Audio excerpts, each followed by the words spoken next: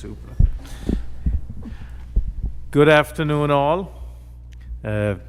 Welcome to another Government of Anguilla press conference. It's good to see you out, and certainly hope everyone had a safe weekend. Before we go on, I'll ask Minister Kenneth Hodge to lead us in a word of prayer. Thank you, Premier. Dear Lord, we give you thanks this afternoon for blessing this island, for life, for hope, for opportunity. We especially bring before you this afternoon the two persons who are celebrating their 100th birthdays at this time, Miriam Hodge and Eileen Fleming. We ask that you continue to bless them and continue to give them long life, health, and longevity.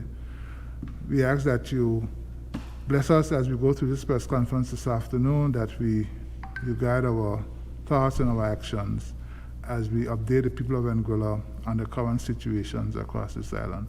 We ask for these blessings in your name. Amen. Thank you, Minister. Lloyd is here, so we can continue. Want to welcome the press. Welcome Dites for being here all the time. Want to say welcome to Mr. Bren Romney, Chief Education Officer. And today we're flying the Missing Man formation. You see our Permanent Secretary for Health is not here. He is off today, and we wish him well. We welcome the Chief Medical Officer and the ministers here today. So, as usual, we start with health and the COVID update, vaccine status, and any other questions, concerns. So, thank you. I'll turn over to Chief Medical Officer, Dr. Aisha Anjuin, to lead on that point. Good afternoon. Good afternoon. Just to give an update, as usual, I'll start with the most recent release, where we have 50 active cases at present. You'd note that prior to, further to Friday's release, September 3rd, we confirmed an additional 17 cases between Friday evening and this morning. They're as follows. As you noted, there were 11 household contacts of known cases, and this consisted of 4 unvaccinated adults and 7 unvaccinated minors. Then we had 2 fully vaccinated adult female residents who came back from St. Martin and tested positive on their day 4 test. Actually, they had done a 1-day turnaround in St. Martin and tested positive on the day 4 test. We also had a fully vaccinated adult female visitor from the US who was under quarantine at the time and tested positive on her day 4 test as well at the end of the quarantine period. Then we have 3 fully vaccinated residents with no history of recent travel, whose results we actually got last night. So we're just underway with the contact tracing and investigation. We're still doing contact tracing and investigation for several of these persons as well.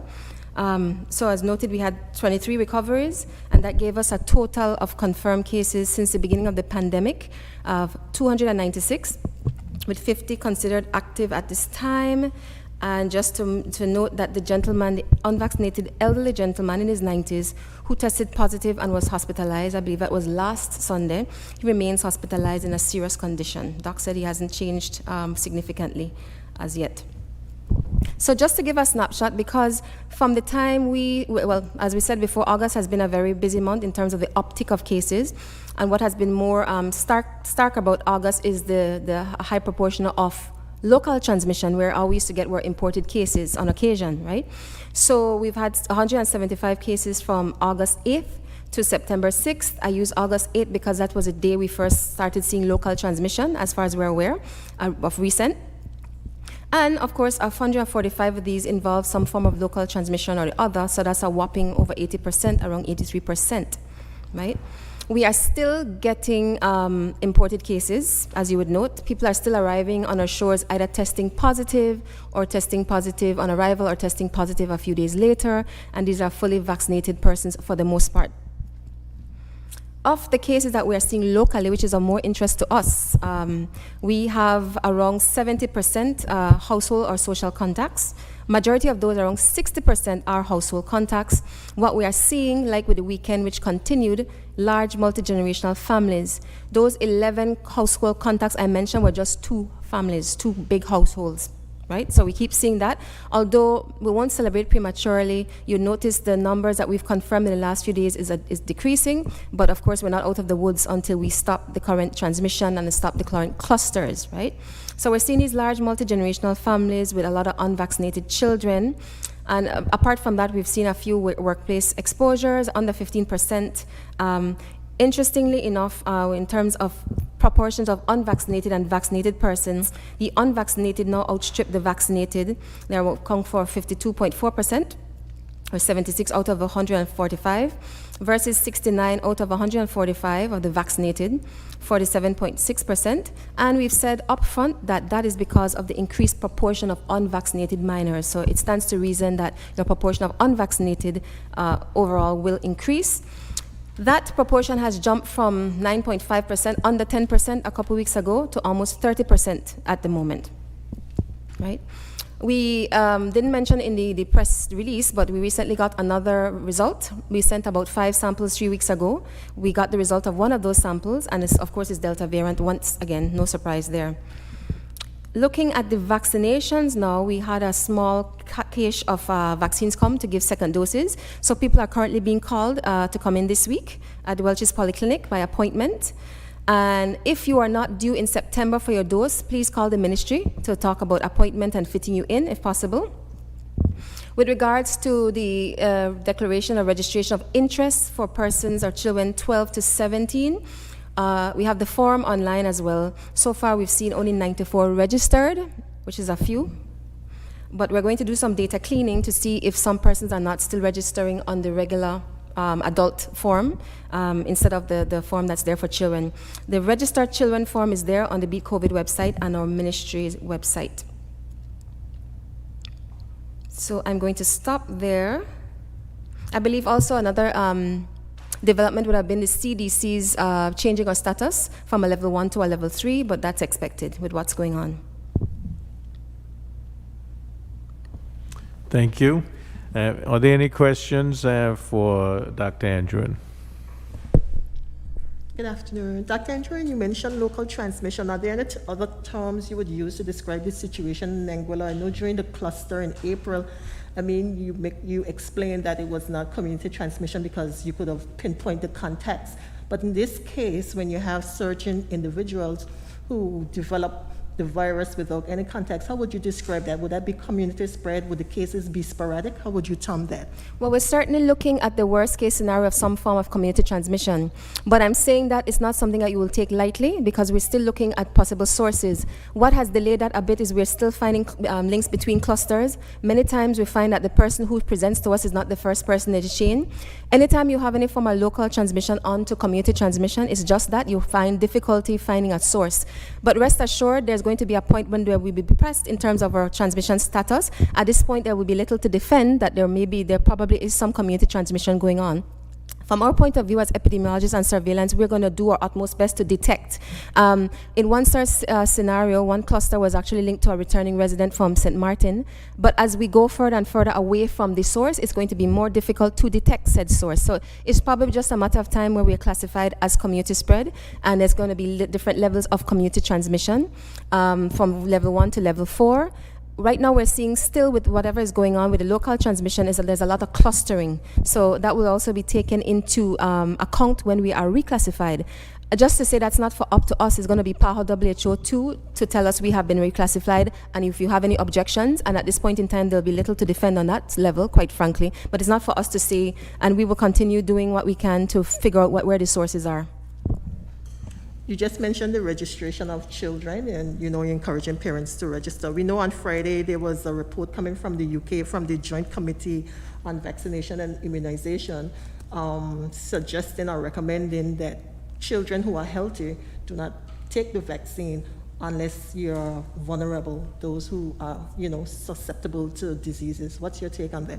Oh, that's absolutely the case. And I remember I said even last week or something like that, that even when the UK is not looking for blanket boosters or blanket approach to anything, and what they have said in the first instance, remember I spoke about that last week, they were looking at vulnerable children in the first instance. So that's quite in line with what they have said. Second to that, we were admonished already that looking in terms of their policies, they say they might not be exactly transferable to our settings when you look at logistics and even a smaller population of vulnerable children. So they're still discussing those things at length.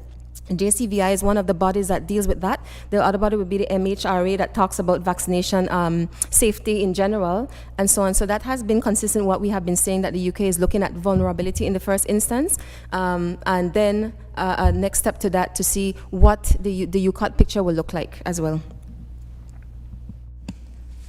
Question for the Premier.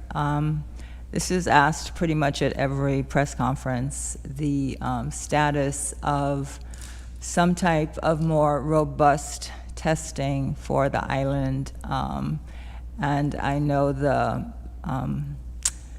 paperwork apparently is in the AG's office. So this morning on one of the radio stations, they talked about one of the larger islands in the Caribbean, and the requirement to have people entering government buildings be tested, so on and so forth, which, you know, catches people who don't present until there's a cluster and it has to be traced. And anyway, so could you give us an update on what's happening in the Attorney General's office in terms of more robust testing, if there is anything going on? Certainly, I thought you were going to ask me why I always wear a blue shirt at these conferences. Thank you.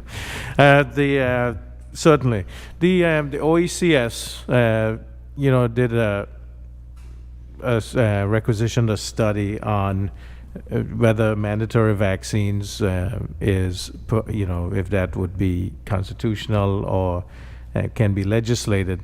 And I think that that has recently been released and so out there there is good legislation, a good opinion, legal opinion that mandatory vaccines can be done for certain sectors, especially for those who would be coming in close contact with persons. I think that's the way the Attorney General Chambers here was leaning to give that type of opinion. And so this is something that we have to consider as we go along. We've, Dr. Andrew didn't give an exact number today of who are fully vaccinated in Anguilla, but it's about 58%. Our general population is 58%. Correct. So you see, we're still way below what would be considered herd immunity. Herd immunity for COVID itself, we were looking at 70%, but for the Delta variant, it was suggested you should be in the 80s. And now with this Mu variant, which I'm hearing about, it may even be more virulent than the Delta strain. And so I think that as a responsible administration, this is something we will have to consider in discussion with the health team, looking at the science and epidemiology. And this is so. In terms of, you asked about testing specifically. So one of the options we've been looking at is mandating vaccines for persons who would have unavoidable contact with the public, especially those who are vulnerable, the elderly, the young, such as students, or that they be tested on a regular basis, weekly, at their expense. Because if the vaccine is provided free of charge and you don't take it unless you have medical reason that you can't, and then the other option to protect the public is for regular testing. Testing persons coming into government buildings, we have not done that as yet. I know at the bank they're doing temperature checks and this. So these are all based on how the epidemiology the how we think the transmission is, all things that are under consideration right now, including thoughts of whether we should be doing curfews, lockdowns. These all get discussed on a weekly basis, and based on recommendations from the health team, we make those decisions in Executive Council and come up with the regulations. And so that's where we're at right now. So we will keep you updated if any of those requirements become necessary. I'm not sure if I did hear a percentage of persons being positive with the virus in terms of those that are vaccinated and unvaccinated. And two, what drive is the administration doing in reference to encourage first-time persons to take the vaccine? Well, if I may, I mentioned that right now the unvaccinated are outstripping the vaccinated. I said it's around 52.4% unvaccinated and 47.6%. But importantly, a big reason for that is also the proportion of unvaccinated minors, which has increased. So that has that's a reason for that as well. In terms of looking at the first-time vaccinations, I think it's important to note that well, in terms of our eligible population, persons over 18, we have done better than most. There may not be many persons that are unvaccinated in the adult population. So that's important to look at. We may be stuck right now at 60 to 70% of our population vaccinatable at this moment in time. That's important to note as well, because based on the last census, I think around 20 to 25% of the population is under 11. So we have to look at that and take that into consideration. And hence the reason also to balance what we are doing with vaccination with the public health measures that have to be in place, like the approach to schools while we have this ongoing transmission in the households and we see more unvaccinated minors until the pandemic gets somewhat more out of control. And an important point that's being raised, and we spoke to the folks at PHE on Friday, a lot of countries are seeing this Delta surge. They're noticing a distinct difference between vaccinated and unvaccinated population. That is true. And in terms of lockdowns, really that is not the sentiment going forward. They're saying we're talking about endemicity, meaning that you're going to expect a certain number of cases year to year. We kind of dropped the ball as a world, a global population, in not getting the vaccinations out there enough and in an even manner and an accessible, equitable manner. And hence we have the variant that's Delta. But the good news is that the vaccine is still working to prevent severe infection and death.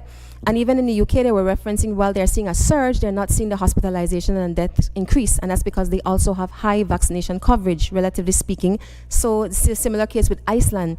So now we're starting to talk a different talk. They're saying there are few countries in the world right now still sticking to, it has to be elimination to measure our success. The vaccines are working because we're seeing in highly vaccinated populations where nobody's ending up in a hospital or on a ventilator. So that goes a long way in terms of the picture and a little paradigm shift perhaps going forward. And while I have the mic, something I wanted to mention with Felicia's question, even the question of boosters, the US was more at the front of saying, let's just put the boosters, let's get ahead of the game.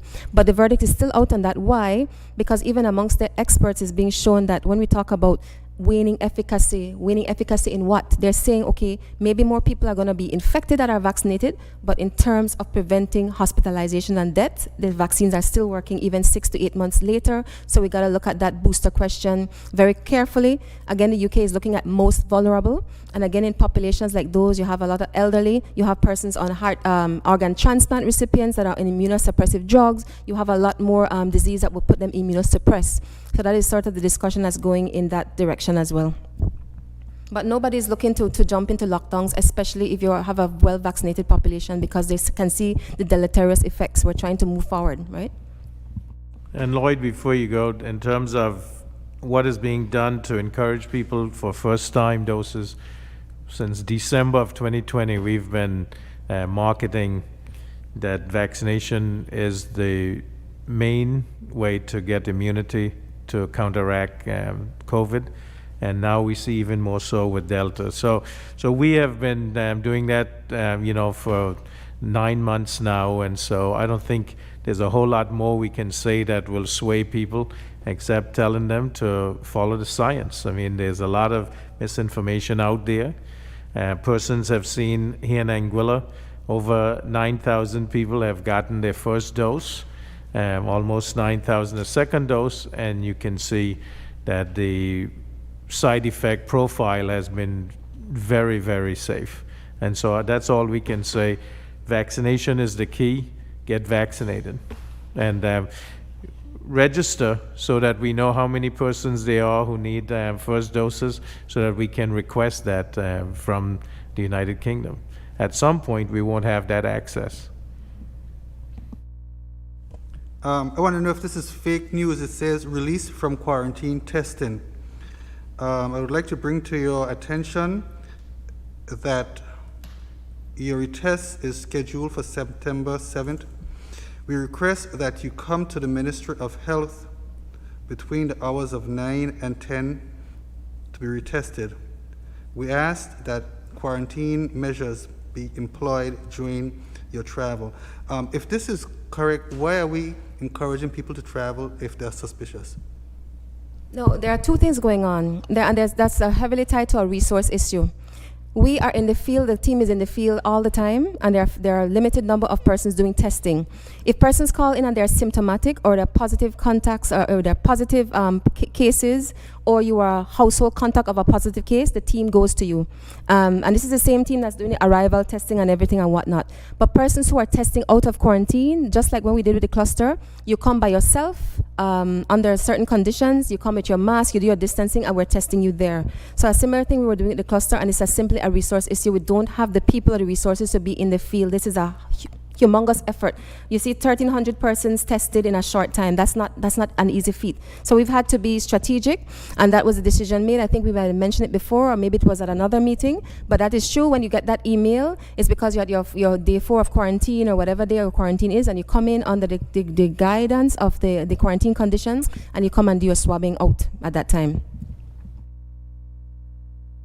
And if you can't come by yourself, a certified taxi, you can come by a certified taxi, because that is the protocol.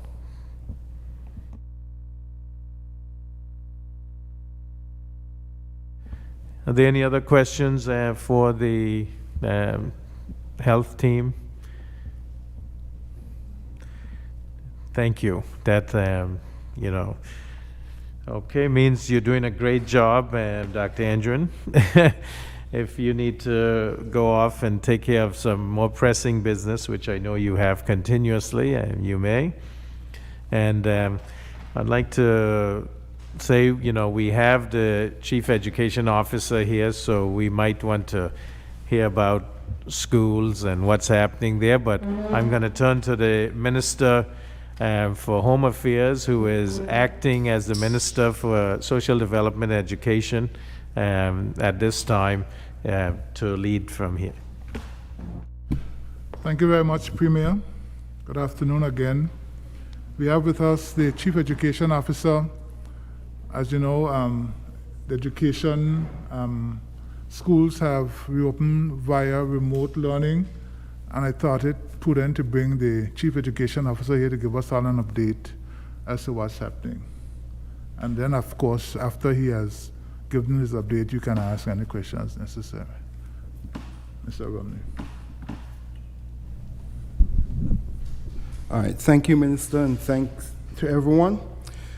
As the Minister mentioned, schools commenced the 2021-2022 academic year this morning, and we commenced in an e-learning modality remotely. I want to commend teachers, parents, school administrators, students for all the hard work that went into the start. I know it could be a bit frustrating at times, but from what we have seen across the system, persons are really pulling it together and putting their best foot forward in terms of getting up.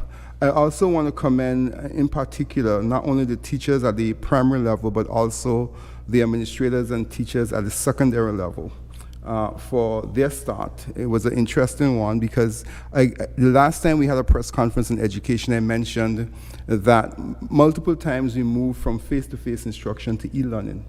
This is the first time that we are literally starting an academic year via e-learning. So it took a little bit of setting up and putting the procedures and in place to ensure a smooth start and at all the various technical aspects.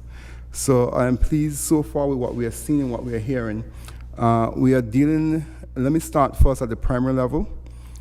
Personally would have started with teachers introducing themselves to classes, type of orientation session for most of the morning, and that's ongoing because some classes will have been staggered to accommodate some of the challenges we are dealing with. That is, there are certain homes with one device in the home and multiple children, so you have to stagger your live sessions to ensure that all the children within that household have access to the device when they need to do a face-to-face session virtually with a teacher. We also had assemblies, general assemblies and orientation sessions. We had at the Albina Lake Arch Comprehensive School, and we published the entire schedule for those assemblies on our Facebook page. And I want to remind parents and the Anguillan public, you can utilize the Department of Education Facebook page for information on what's actually happening in education. It's updated on a regular basis, and you can also utilize the Facebook pages of the various primary schools and the secondary schools for timely updates on what's happening, also instructions in terms of expectations of parents and students and so forth. Those things are released on a regular basis, so persons are informed ahead of time. So the schedules for the General Assembly at Albina Lake Arch Comprehensive School, the year group assemblies, those were ongoing. I think the last one would have started at 1:05 p.m. for fifth form today. So we want to commend the school for that undertaking.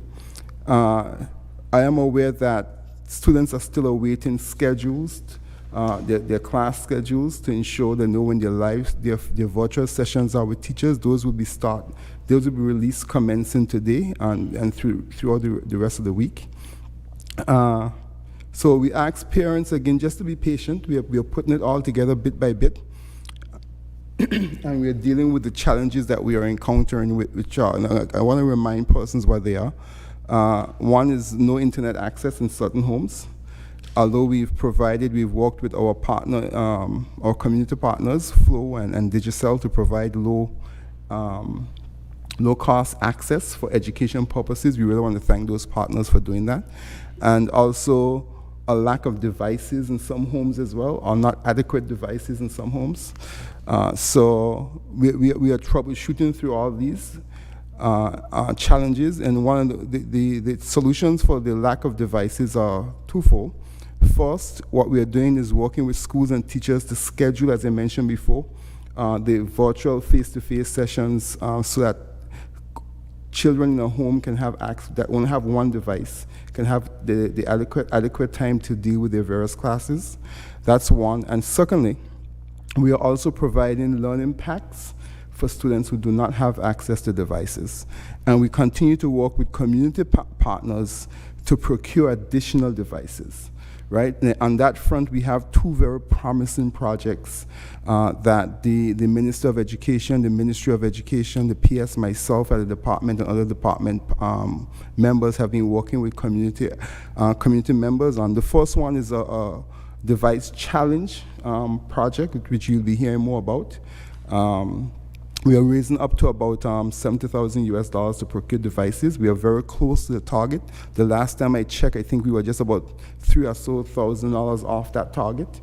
And those will be devices that will be coming in quite shortly, so we are very excited about that. We are also working with the ANGUILLA, that's with Appley Foundation, Appley in New York, and also with the Schultz Foundation, Family Foundation. That's the family for Aurora, yes, and I think the Premier made some representation to that foundation and to the owner on our behalf. Some time back, we will compliment him on that as well. So did one of our educators, professor in New York, Yinka, I'm trying to remember, Lloyd? Yinka Lloyd, yes, I want to get that name right, a former professor in New York. She also made some representations on our behalf to that foundation. So I want to thank both of them for that. The results of that is now coming home, and we are estimating somewhere around 100 to 155 devices, in addition to the 100 devices that were procured last year by government for students. So that's commendable.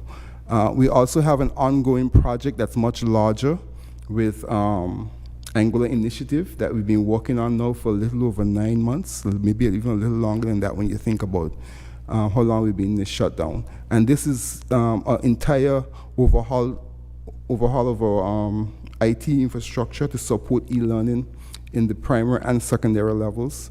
It's a project that's running about $1.3 million, but we have some partners who are discussing, these are donors, who are seriously looking at running a pilot at the primary and secondary level for that larger project. So we're excited about what results will come as a result of that. And it's multiple things. It will be additional devices for students. It also will be strengthening our Wi-Fi access at schools, integration of technology in the classroom, so also devices and other gadgets for teachers and so forth.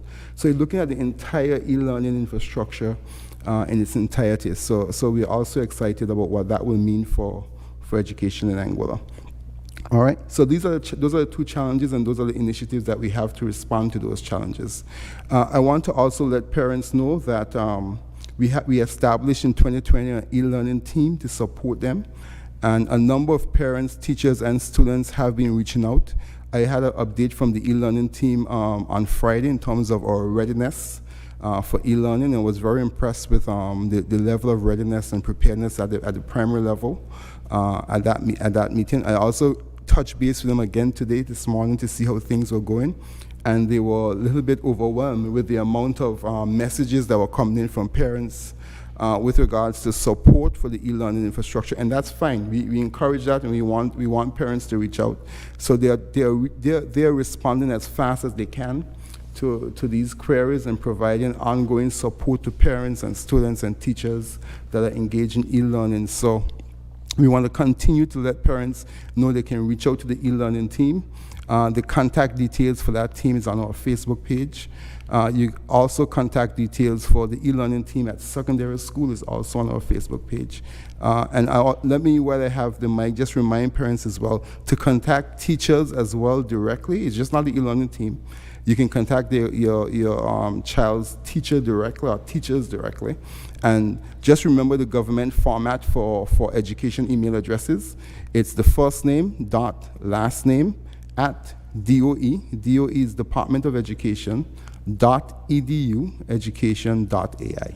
Okay, so let me go through that again. It's first name dot last name at DOE.edu.ai. To contact a teacher via email, a school administrator via email, etc. So you always have someone you can reach out to, okay? Because we do anticipate with e-learning there will be challenges, and we will need to be able to respond in a very fast manner. And that's what we are building the capacity. We have been doing it now for a while at the department to be able to do, right? E-learning is not perfect. It's not a perfect substitute for face-to-face instruction. No one would ever say that or try to make that claim. But it's a very good substitute in terms of emergencies where we cannot do face-to-face. We just need to strengthen our ability to provide support to our children when they're engaged in e-learning. All right, with that, I will stop and I'll answer your questions. So we take questions at this point. Mr. Romney, the school's ability to respond to the growing clusters and transition to e-learning, very, very impressive. I know it's a lot of work. So I guess my question is, what are the parameters, or what are the boundaries, or what are the percentages that the school is looking at that has to be achieved in order to transition back to face-to-face? Or will you just continue to do e-learning for this entire semester? All right, we work very closely with the Ministry of Health on that. Our decision to transition to start with e-learning was following a consultation, or rather a meeting we had with health in terms of the macro situation in the country and what that will mean for education, the level of impact, transmission rates, and so forth. We do look at that as well, and the health team is advising us on that. And we take our pointers and our direction from them. Once they tell us the situation is such as advisable that we remain in e-learning, that's what we'll do. Like I said, it's not a perfect substitute, but our primary focus is the safety of our students, our teachers, and our support staff. And we don't want to bring them out in a scenario where we'll make could be a very difficult situation worse.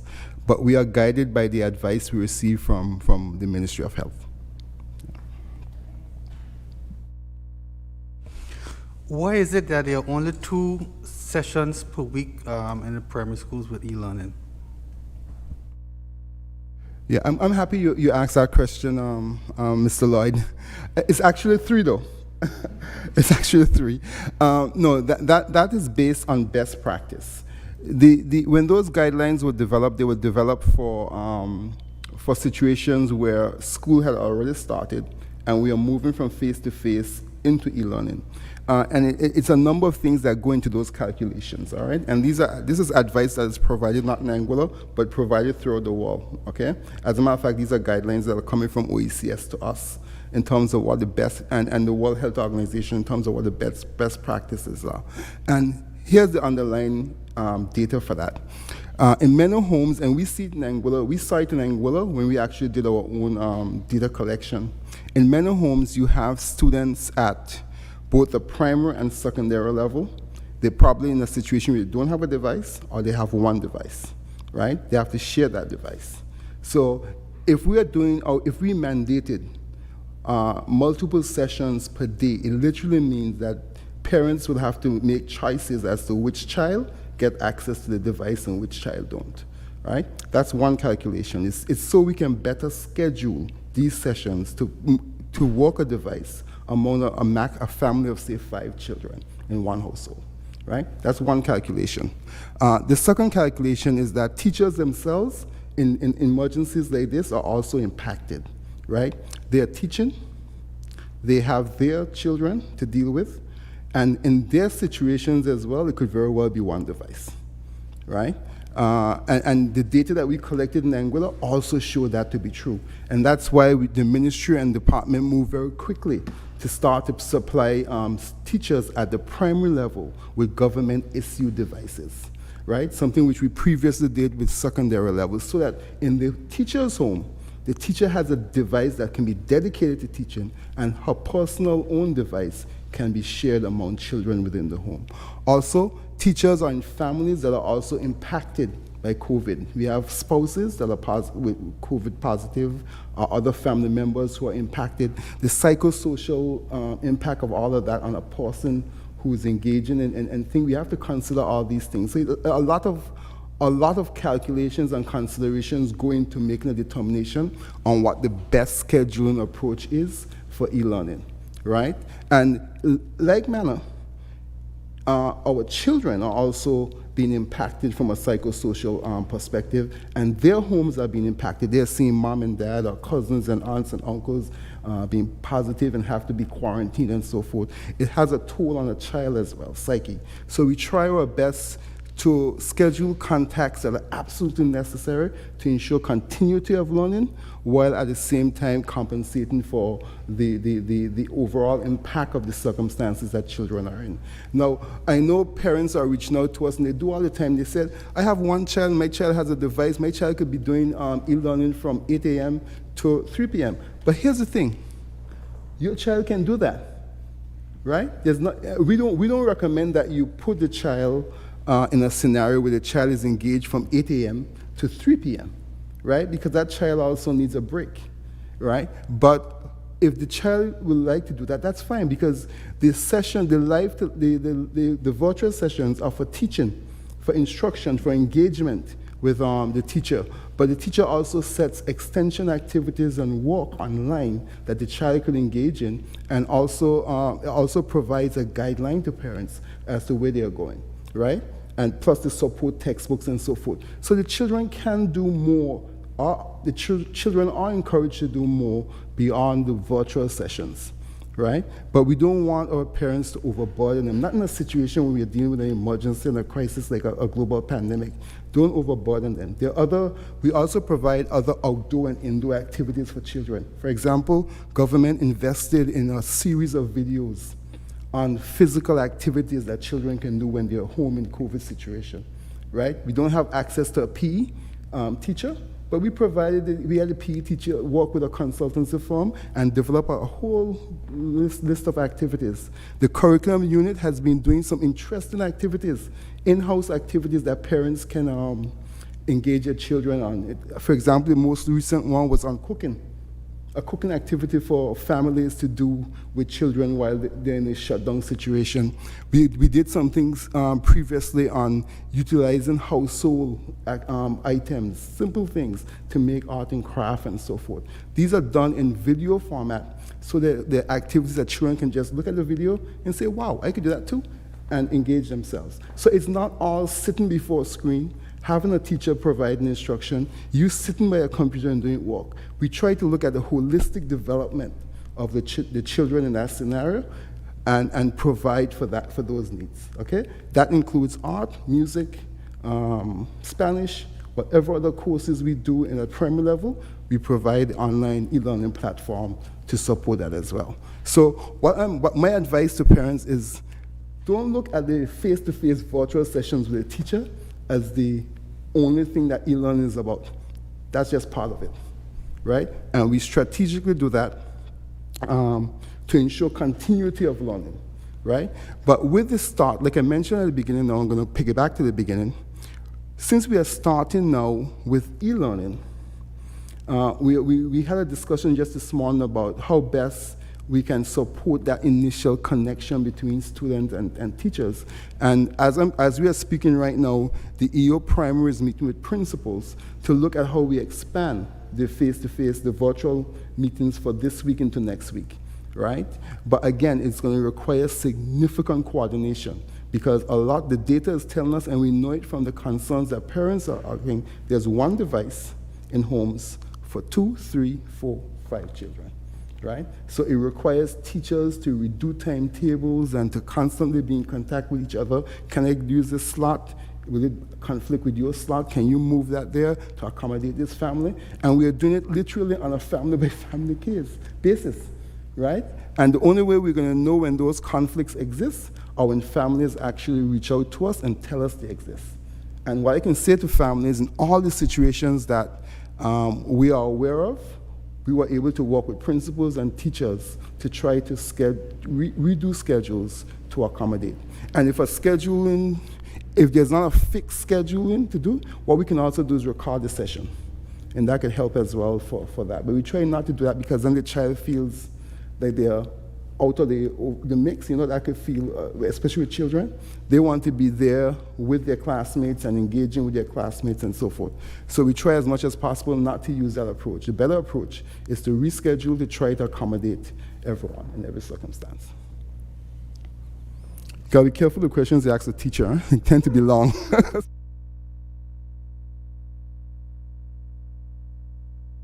Any more questions? Okay, well, just before the Chief Education Officer runs off, I want to take pleasure in bringing before you all this afternoon this new publication. It is brand new, hot off the press, and I just want to share with you that on behalf of the Ministry and Department of Education, I take pleasure today as the Acting Minister of Education to congratulate teacher Patsy J. Adams on the publication of her latest literary work, Blow Away, a collection of Anguillan songs for recorder and voice. This is the 8th publication by the prolific poet, author, songwriter, and playwright. Blow Away, the recorder songbook, has been designed to share 50 songs, 41 of which are original compositions, 5 are adapted tunes, and 4 are arrangements of well-known traditional songs. The songs are notated for recorder, but can be used as vocal renditions at primary and secondary schools and community groups. Our Chief Education Officer, Ben Romney, writing in the music book, has commended teacher Patsy for her thoughtful and visionary contribution to the development of music education and the preservation of our cultural heritage. He notes that the author has infused our love and appreciation for Anguilla's cultural heritage with a love for writing to produce this instructional music text for students at the primary and secondary levels. A number of persons and entities have made invaluable financial and other contributions to the publication of this music book, including the Education Department, the Department of Youth and Culture, Mrs. Daphne Jacobs Richardson, Mr. Cordain Richardson, Images by Ivor, and The Graphic Edge, among others. I therefore highly commend this publication and encourage everyone to purchase a copy, not only for their children attending primary or secondary school, but also for its historical, social, and cultural value now and in the years to come. Blow Away is now available on sale, and we invite you all to support this local venture. Ben, I don't know if you wanted me to say quickly. Yeah, thank you, Minister. In addition to my comments on the text, I just want to congratulate Teacher Patsy. I don't think Teacher Patsy is a stranger to any of us, but I've had the opportunity to work with her for a number of years when I was at the Department of Youth and Culture, and we worked on multiple projects with her. I had an opportunity to also be involved in a much more minor way on this one at education. And I was also very grateful that she asked me to say a few comments or to add a few comments to the text. Because I think Teacher Patsy is a treasure in many regards. She retired some time back, I want to say also how many years ago, but she never stopped educating. She never stopped writing. And her love, she has a deep passion and love for Anguilla's culture and heritage. And it comes out in all of her writing, whether it's in the literary text or whether you're focusing on poetry or music or songs. Or the love for Anguilla and its culture is there, and a deep desire to pass that love and appreciation on to the next generation. And she's done a very great job in terms of documenting what is best about us as a people. And I really want to commend her and ask her never to stop. And I pray that God will continue to give her strength to continue the work that she's started. I just had a very interesting discussion with the minister. I won't say what it was, but I really think persons like, we have to constantly show appreciation to persons like Teacher Patsy, right, that go beyond the call of duty to ensure the preservation of the Anguillan story. And I hope that we can find creative ways of doing that. And I can assure the Chief Education Officer that I will follow up on our interesting conversation. So thank you very much. Sorry? Just a quick question. Oh. Yeah, sorry, good afternoon. Just a quick question. I know this is not her first book she has written in the past, and you do commend and recommend that people do purchase and support, which is good, because she is a native of the island and she has some very good material out there. So my question is, what is the ministry intention to somewhat look in towards putting this book on the syllabus? That way we can still preserve our history while supporting our local authors. Yes, a number of years ago, somebody reminded me of this. You gotta be very careful what you say in public, right? When you're in offices like this, you have to be very, very careful what you say in public. When she published, I think it was Blue Beans, a number of years ago, at the launch of that book, I was the director for the Department of Youth and Culture at the time, and I said that book should become part of the literature text that will be used at the Albion Lake Arch Comprehensive School. I said it in a speech and remarks, and I was very direct about it. So one of our members of our community reminded me, he said, Mr. Romney, you were director of the Department of Youth and Culture when you made that statement. you're now Chief Education Officer, where you can actually make something happen. What is happening about it? Yeah, the thing is, we've had multiple discussions about looking at her work, because we utilize a lot of work right now that are published by other Caribbean authors, and she have a number of publications that we can probably look at adapting. But we will need to work in concert with the English department at the Albion Lake Arch Comprehensive School to review those texts and see how best we do that. And that's something that not only I'm interested in, is also something that the school is interested in doing, and it's something that we will move forward. With regards to this particular text, though, and this is where this gets really interesting, this one was developed specifically to be utilized as a text for recorder music, right? The teaching of recorder, which we do at the primary and in Forms 1 and 2 at secondary. So the text will be reviewed by the Department of Education for adoption, okay? And we are very pleased that it's written for by an Anguillan author, because if it actually touch on the areas that the curriculum requires and does it so in a nice way, nice job, and I'm sure it will, because I reviewed it before.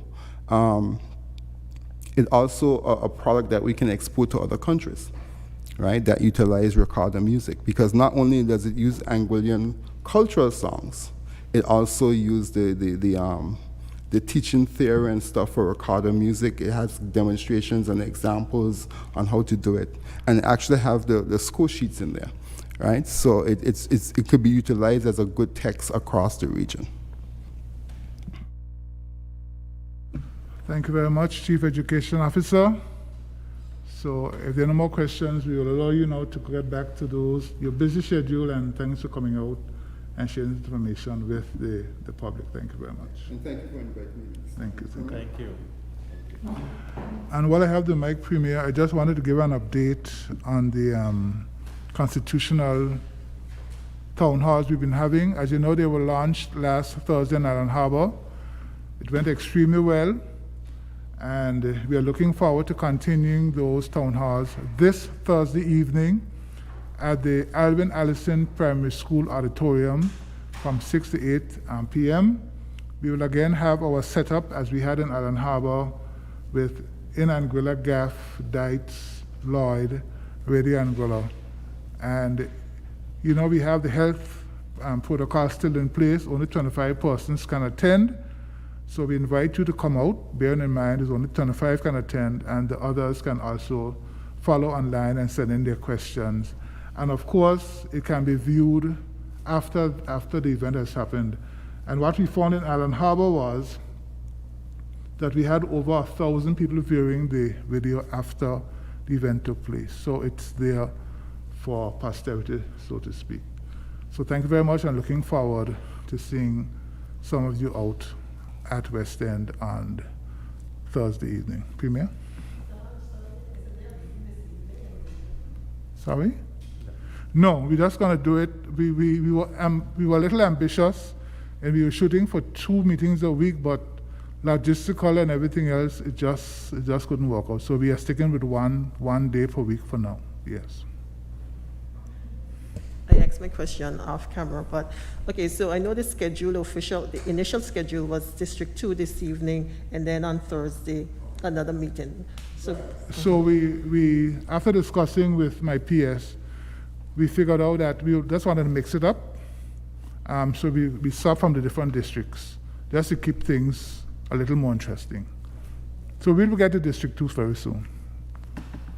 Okay, I just wanted to know if there'll be a new notice out in terms of the dates. Yes, it's actually one has been published. Our PRO would have already put up a notice about a meeting on Thursday already. It's already up on Facebook, yes.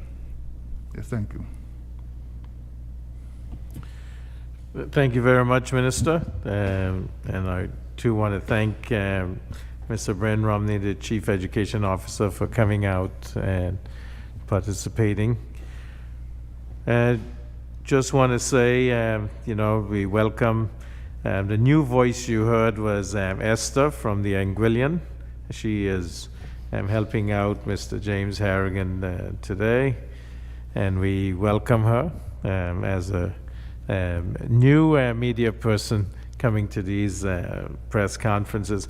I want to actually The minister mentioned earlier, but wish congratulations and long life and God's blessings to Ms. Miriam Hodge, who turned 100, and also Ms. Eileen Fleming from Mount Fortune, who also turned 100. Shows that God is still favorable to Anguillians by giving longevity. And, we do wish them the best and know that, we appreciate their contributions to this beautiful country and what they continue to do. Also, I know, is it Ms. Erdine from South Hill? She would be 108 just recently also. Yes, so again, we do know that God continues to look down upon us with favor. I want to turn to the Minister Kyle Hodge, Minister of Economic Development, Information Technology, Commerce, and also Natural Resources, to bring us up to date. Thanks, Premier. But before I go, there's a little mix-up on the chat. If you can just clear it up. Folks are wondering if is it a form to register those between the ages of 12 to 17 for the vaccination, or is it a survey, and where can it be found? There is a survey that, it is a very long website name, but if you go on to beatcovid19.ai, it will direct you to where to go to the survey that is trying to find out the interest from parents to get their children between the ages of 12 to 17 vaccinated. But beatcovid19.ai, you'd find that will give the link to do that. And then for those who want to register for first doses, so that will be first and second doses, to go ahead, would register on beatcovid19.ai like we did before. And we want to know what the interest is so that we can then petition the UK with those numbers, so we get more AstraZeneca, and also we want to get a vaccine that is cleared for children between the age of 12 to 17. Thank you for asking that question. All right, thanks, Maria. So I just want to update the general public. Tomorrow at the House of Assembly, I'm taking the regulations for the Special Economic Zone, the virtual city. The Special Economic Zone, we would know that it was intended since back in 2018, when the definitive agreement was signed between the government of Anguilla and the Quad Group. It was intended since back then to be a physical special economic zone located in Anguilla. However, the legislation was passed early in 2020, and subsequent to that, we were facing COVID. So the developers of the special economic zone, they faced a lot of challenges as it relates to attracting companies to move. We know that Anguilla always remained a very attractive place for the digital nomads, but as it relates to companies relocating staff, and sometimes that involves family members, the developers of the special economic zone found it very challenging to encourage and to attract companies to locate during this point in time. So after several discussions with the developers of the SEZ, they came up with the idea of virtual city, something that is done in Dubai, something that adds to our financial services sector. It adds greatly to the fintech industry. So we'll be laying tomorrow on the table in the House of Assembly those regulations that will guide what the virtual city will be all about. Virtual city, although not located physically in Anguilla, it will offer, like a marketing feature for Anguilla. It will be like a rollover, like a stepping stone for companies that would register to become a part of the virtual city. We will still be receiving fees fees such as the Special Economic Zone license fee, company incorporation fee, company registration fees, and among other smaller fees. So it's not a total loss for us, but of course, the real spin-off for ANGUILLA and the economic substance would be to have those companies relocate and move their staff and family members to ANGUILLA, where they can rent not only for offices, but also for their living spaces as well. So we continue to pursue that. The virtual city, for now, it will expire in 2 years, but of course, we will have a review of it when it gets very close to the expiration date. So as of tomorrow, virtual city, the Special Economic Zone virtual city will begin, and the developers of that system would be able to start advertising and attracting companies to be a part of that. I was asked a question the last time I was here by the Herald pertaining to the AI domain and how it works. So for the AI domain, there are 3 features to it. There are new sales, there are renewals, and then there are actions.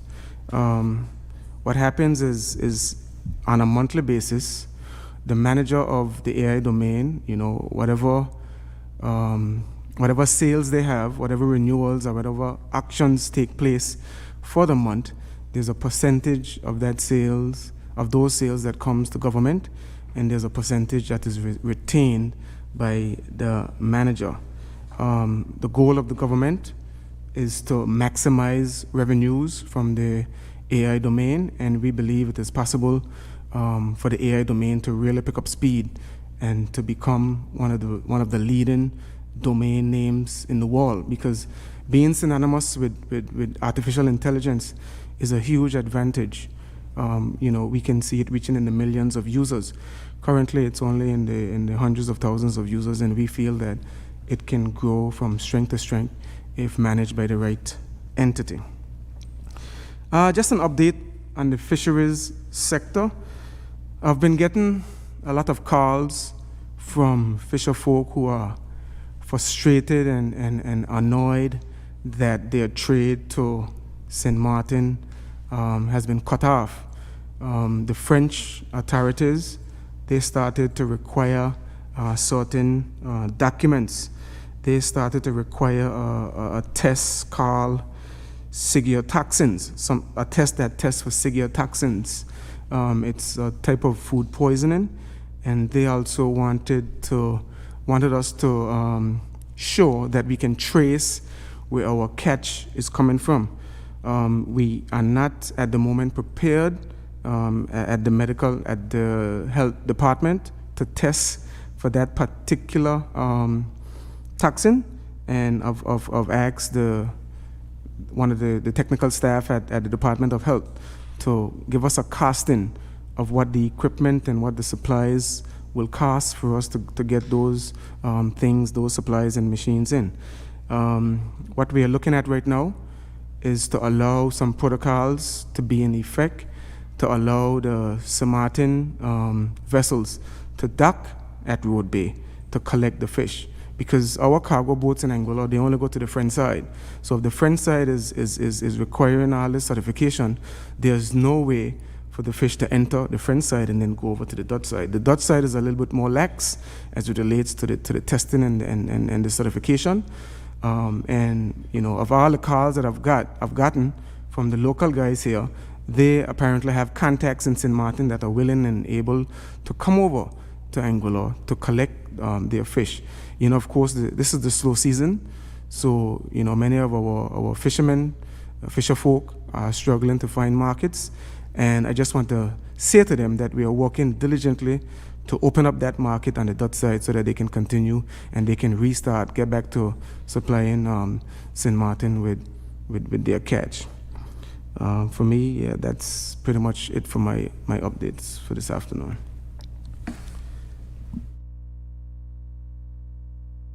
Any questions? This is a related question, not so much about fisheries but just about St. Martin and the movement of a ferry, a vessel. I need a new flash for my camera. And under normal circumstances, I would buff over to St. Martin, buy one, bring it back. Now I have to go online, order it from Amazon, ship it in.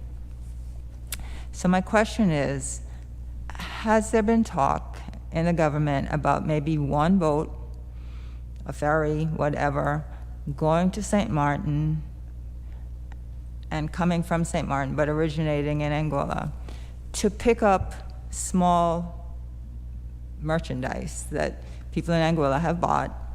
And I'm looking at you, and this is probably not your realm, but I'm just throwing this out, so that, you know, we can have a little bit of commerce here, back and forth, the movement of commerce. And I know it's a supply chain issue.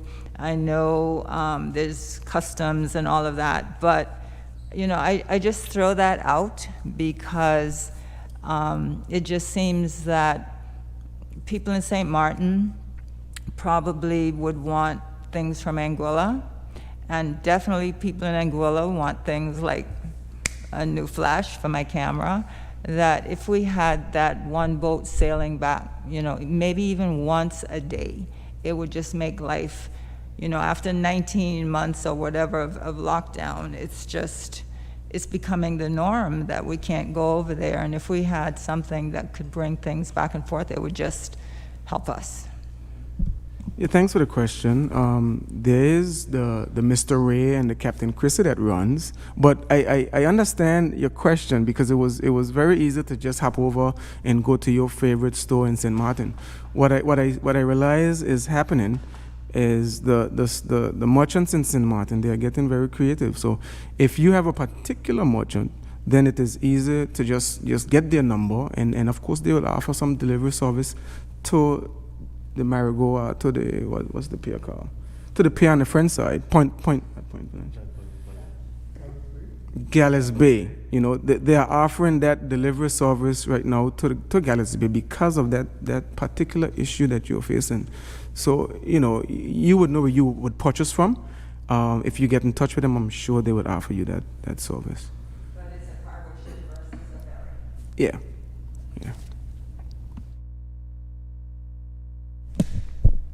Mr. Hodge, you mentioned about the issue with our fishers and St. Martin. It seemed as if for some time now, St. Martin has some very strong, stringent measures. And, you know, it seemed as if our fishers, they have to really get together, mobilize themselves, and try to address these issues, because it's a plethora of issues. I remember I attended a meeting a few years ago, and you had Miss Kathleen Rogers from the Environmental Health Unit. She listed everything that they would have to cover in order to do business in St. Martin. And this is just now one added thing to the pile. I'm just wondering, based on what I'm seeing and remembering, obviously to me this requires talks on a higher level, especially with the rules now coming into play with Europe and so forth. So are there plans maybe from the governor's office, the premier, for bilateral talks with the French government on this particular issue? Thanks for the question. Yeah, it is something that we will have to arrange. I'm just now getting up to speed with all the issues that has been taking place over the years. I know for sure what we are planning to do is to at least be HACCP certified in Anguilla, so that, you know, going forward into the future, as it relates to those requirements to export food, we would be on a level that is that the world would be able to accept. So those bilateral conversations is something that we will have to look into, Premier, along with the governor's office, to see how we can resolve many of the issues that we are facing right now.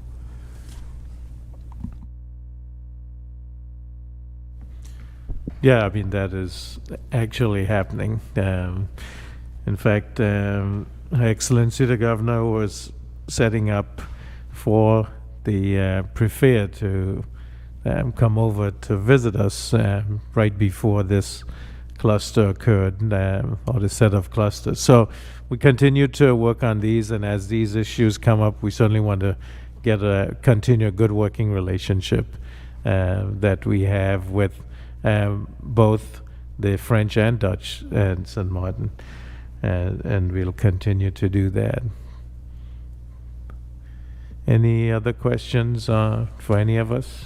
Yeah, for you, Dr. Webster, I know this week coming up on Wednesday, I saw a story from Ghana about Caribbean leaders meeting to discuss the COP meeting, the climate change meeting coming up in Scotland in November.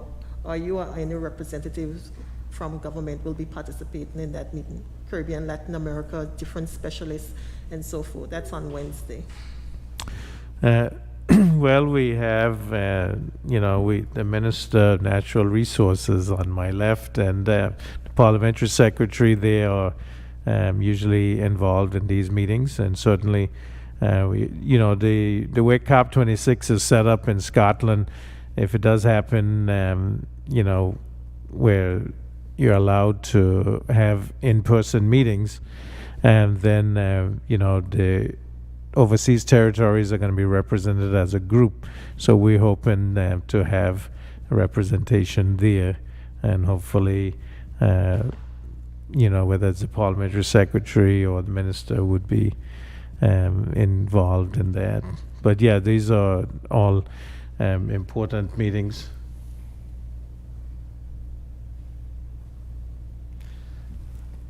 Any other question on that specific? Tomorrow is the first reading for the supplementary bill. I'm not sure if you want to. I know you've been bringing talking about government's finances for the past at least 2 weeks, but I'm not sure if you want to say something again on that, knowing that it's just going to the House tomorrow for its first reading. Yeah, I've been talking about the government's finances for as long as I've been back on Anguillan soil, and especially since the 1st of July 2020. So, yes, what will happen, and I was going to mention that tomorrow, for first reading, there will be the Supplementary Appropriation Act 2021, and that's where we look at the actual expenditure up to this point, and then the projected expenditure to the end of the year.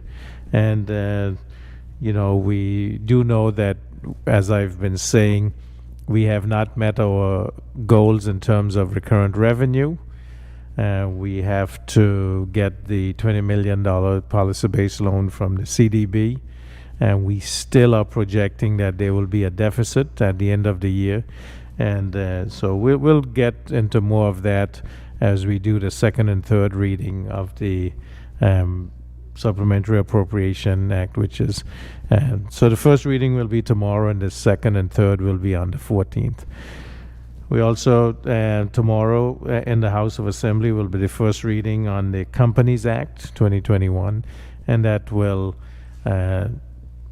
be, an upgrade of the Companies Act, which will govern registration of companies in Anguilla. This is also one of those things which came out of the MOU that was signed for financial aid for COVID relief, and that was signed on the 11th of June of 2020, and that had to commit to this.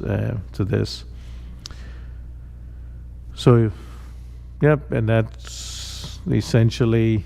Wanted to also say that this evening at 4 o'clock at the House of Assembly, there's public consultation by the Attorney General's Chambers on the Bail Act, which had its first reading on the 31st of August, and the Eastern Caribbean Supreme Court Amendment, the bill, which had its first reading also.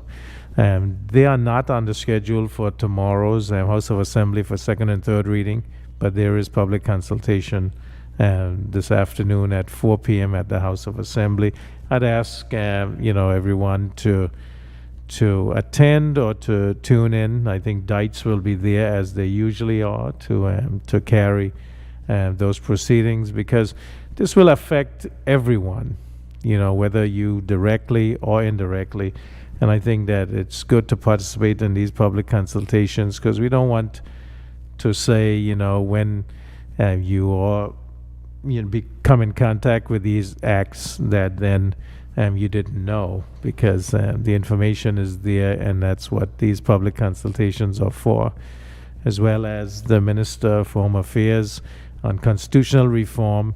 We had a good meeting last Thursday in Island Harbor, and I think that there are lots of issues that were raised in terms of the House of Assembly, the size thereof, what type of, in terms of the electoral reform, in terms of the Constitution itself, our status of governance, independence. These are all raised, and I think these are all good issues in terms of fundamental rights, what should be considered to be fundamental rights, and certainly those can have far-reaching impacts, and we need to be able to discuss them as a people, so that the negotiating team knows when they meet with the UK negotiating team what we would like to see in a constitution, which is the supreme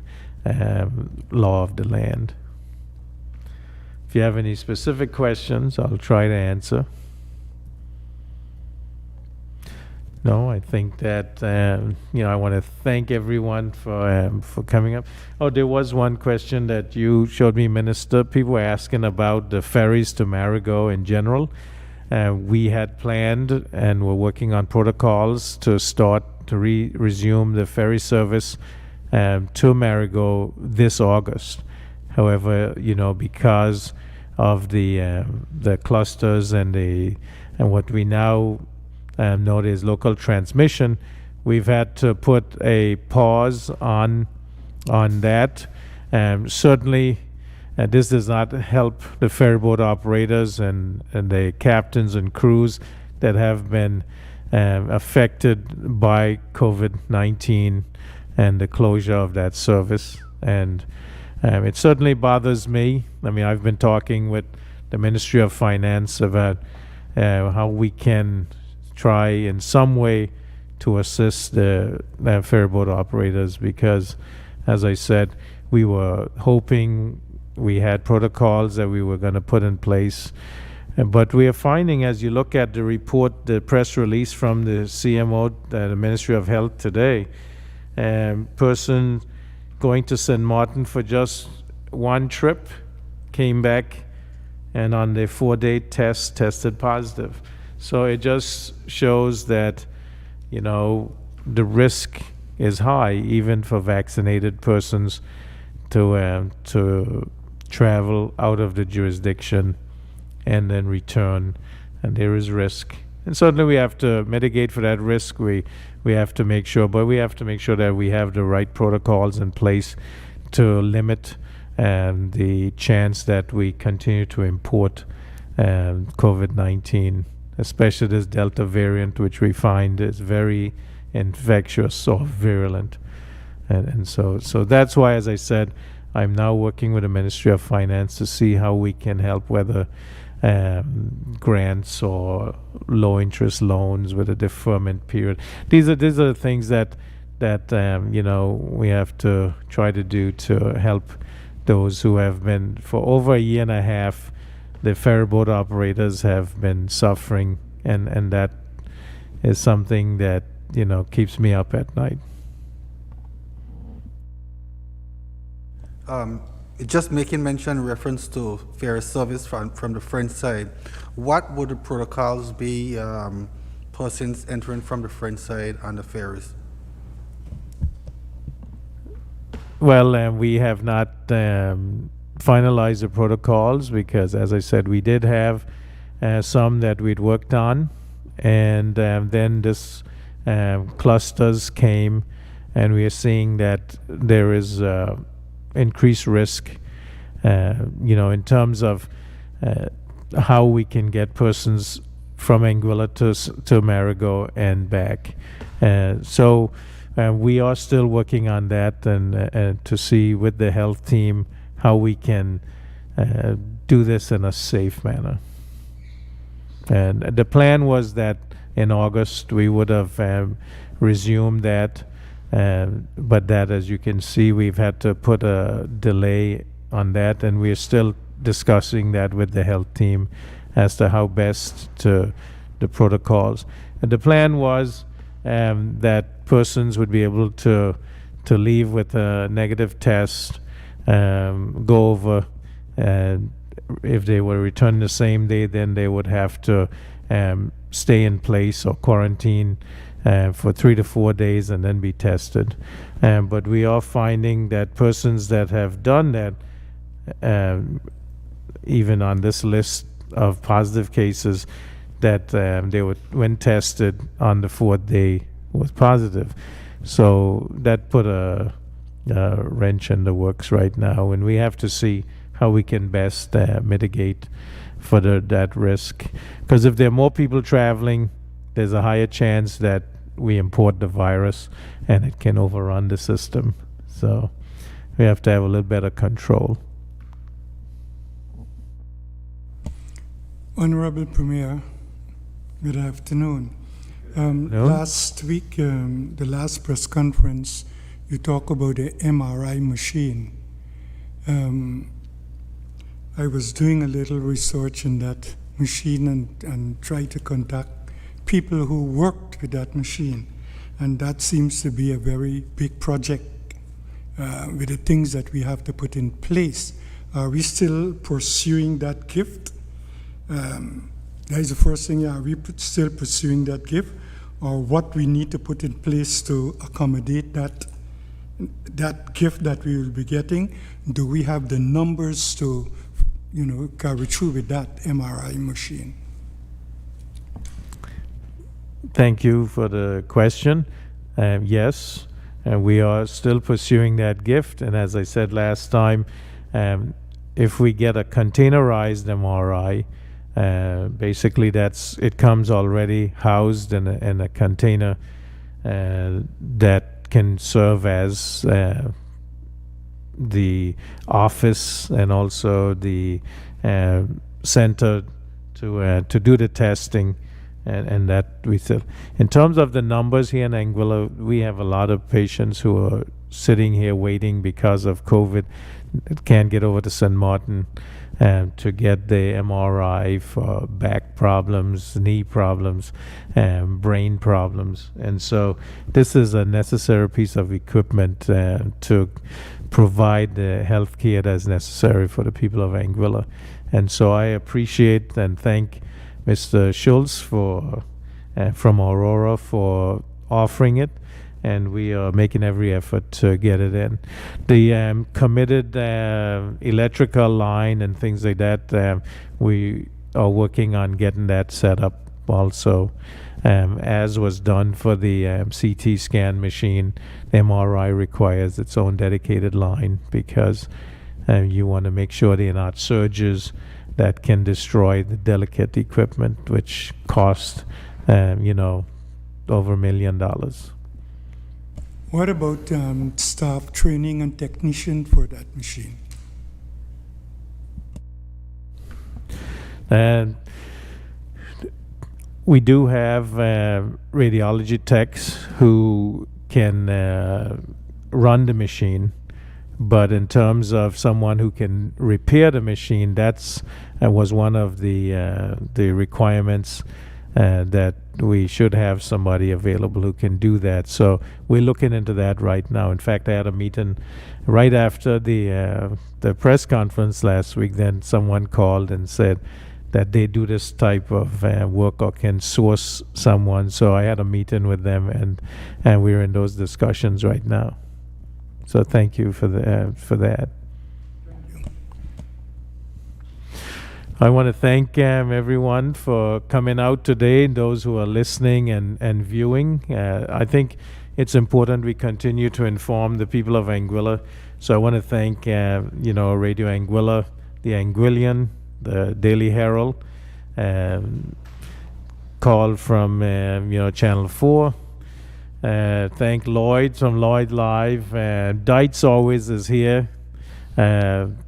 Our liaison to the Spanish community who is here and carries the word to that community for us. Ministerial Assistant Courtney Morton, who was here, the ministers who are here, who I know are very busy at this time, but are here to inform the public. Remember the public consultation today at the House of Assembly, 4 p.m. Tomorrow, House of Assembly starts at 10 a.m.